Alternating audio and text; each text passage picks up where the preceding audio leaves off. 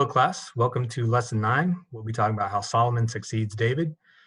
This lesson we finished up Second Samuel, so now we'll be starting the book of First Kings. So, uh, lesson starts off with a short, I don't know if you call it a note, but we learn how David's becoming old and how he's actually having trouble staying warm. So his servants come up with a plan where they want to find someone who's basically going to lay next to him and provide him warmth through body heat. So they find a young woman who fulfills that request.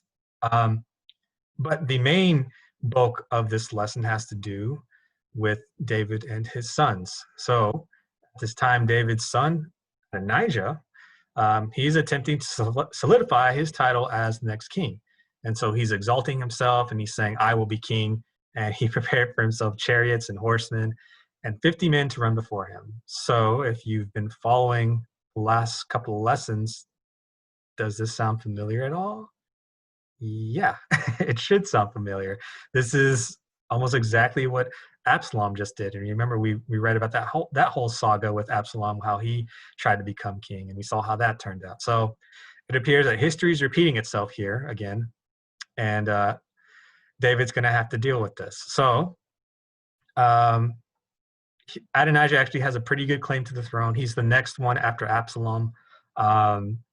He's got a few supporters on his sides, and two big ones would be Joab, who, remember, is David's commander of his army, and then Abiathar, who was one of the priests. They support Adonijah. We do read that there's a couple of people who do not support him.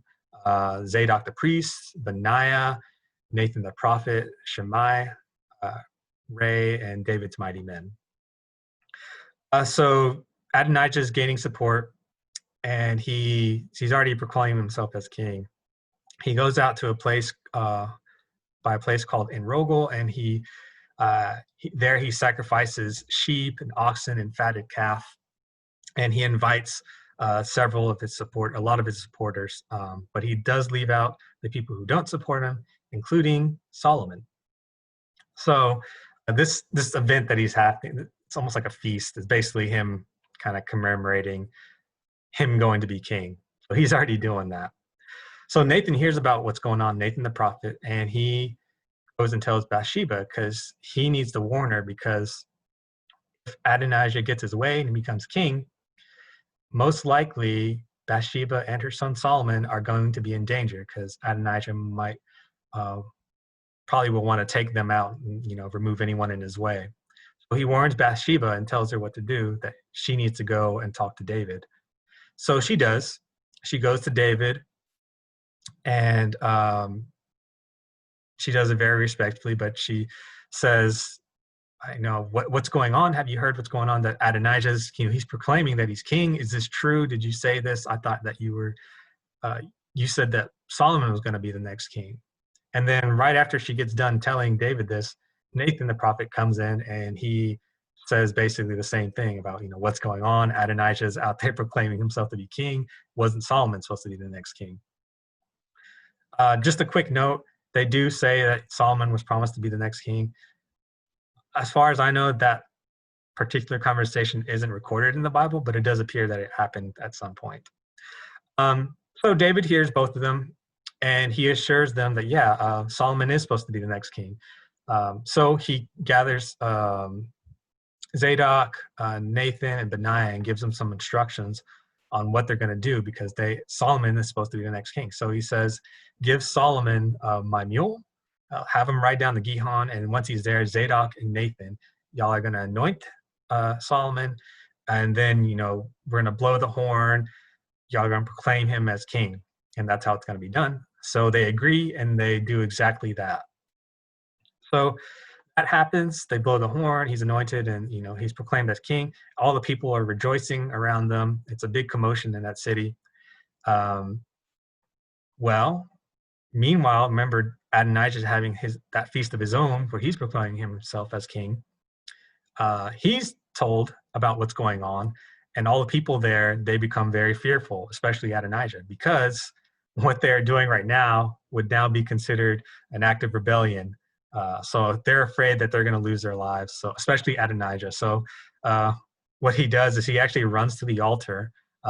If you remember when you learned about the tabernacle and all the furniture and pieces of that, in the courtyard there was an altar where the people made their sacrifices. And on the corner of those altars, there are these horns.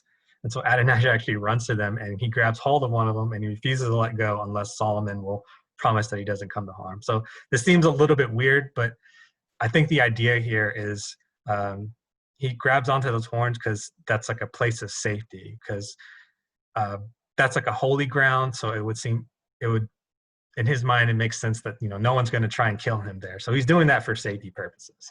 Solomon does agree to his request and says, promises that he's not going to hurt him as long as Adonijah, doesn't betray him or he proves himself worthy. So now that Solomon is solidified as king, David wants to give him a few instructions before he passes away.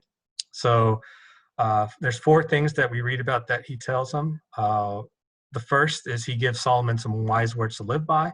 So I want you to pay attention when you're reading this yourself, because even though he's saying this to Solomon, they're very wise words for us to live by. So one of the quotes here is, he tells Solomon to keep the charge of the Lord your God, to walk in his ways, to keep his statutes, his commandments, his judgments, and his testimonies. And that as Solomon lives by these words, he will be a successful ruler. So pay attention to all that he says there, because it's some really wise words that he says. Next, he gives Solomon a warning about Joab. Remember, that was the commander of David's army. As we've learned in lessons past, Joab has a record of being, I guess you could say, hot-headed, reckless. He's done some things which David did not approve of. One of the more obvious things is whenever he killed Abner when he wasn't supposed to. So this guy is reckless, he's dangerous, so David just wants to warn Solomon that you might have to, deal with him. Next, he urges Solomon to show kindness to a man named Barzillai. So this goes back to the days when David was on the run from Absalom. Barzillai was one of David's friends who helped David during this time and provided supplies and shelter for him. So he just wants Solomon to show him kindness. Then lastly, David warns Solomon about a name named Shimei, who, again, back to that time when David was on the run, this guy went out and met David, and he did not show him kindness. In fact, he was throwing insults and curses and saying all sorts of bad things about David. And David had promised that he wouldn't hurt him at that point, but he is telling Solomon that you're going to have to deal with him.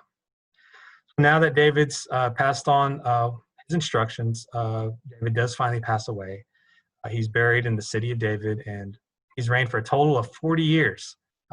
7 of those years was from the city of Hebron, and 33 years from Jerusalem. So he had a good long reign.